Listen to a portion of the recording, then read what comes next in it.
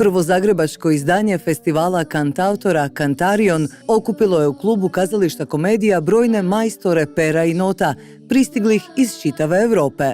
Novi album Davora Mucića, poznatijeg kao Mali princ, nosi zanimljiv naziv, Gdje nema vrata, caruje zid, a cilj mu je promocija dobrote i ljubavi. Pjesme su priče mojih pacijenata. Ja inače radim kao psihijatar, a te priče su uglavnom tužne jer mi u psihijatriji ne smijemo se baš pretjerano, ali te tužne priče imaju mogućnost i potencijal da nas natjeraju da se okrenemo prema sebi, jer psihijatar je uvijek ogledalo pacijenta.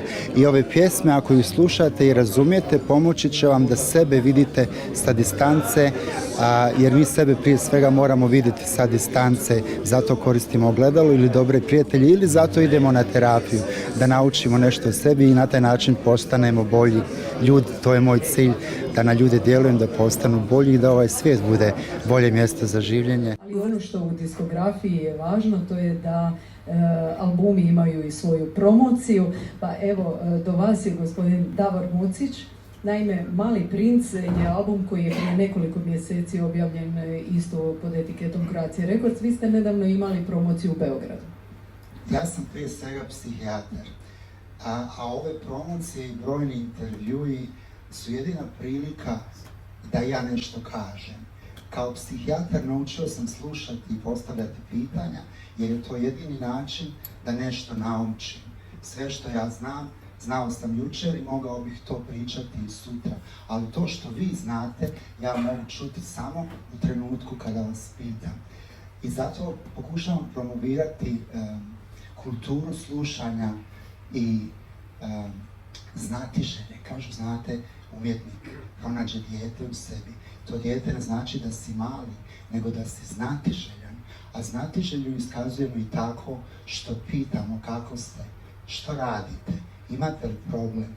Tako da album koji mi promoviramo sada, on prije svega ima za cilj da, kao što je psihijatar ogledalo svog pacijenta, da ove pjesme budu vaše ogledalo. Ja ne želim da se nađem u rubrici zabava, sanjam o tome da to što radim bude u rubrici kultura. Smatram da zabave imamo previše, a da kulture nikad nije dovoljno.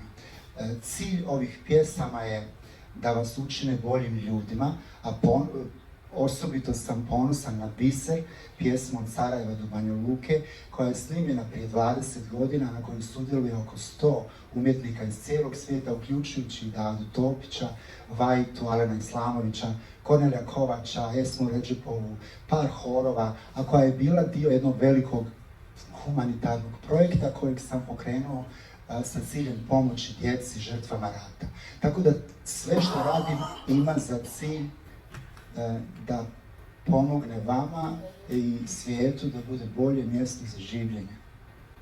To je poruka da vas, naravno i bilo toga kome je Mali princ onako ostao iz djetinjstva jedna knjiga, ali ne samo iz djetinjstva, već i odrasli. Mali princ je onako nekako poruka za cijeli svijet. Ja čitam Malog princa svake godine i svake godine nešto novo naučim, a nešto staro zaboravim.